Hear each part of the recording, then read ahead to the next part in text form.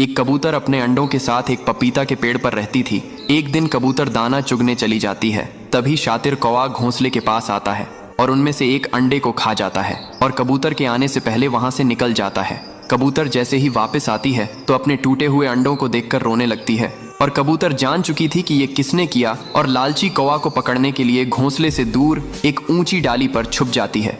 लालची कौवा फिर से अंडे खाने आता है। जैसे ही अंडे खाने वाला होता है, कबूतर कौवा पर हमला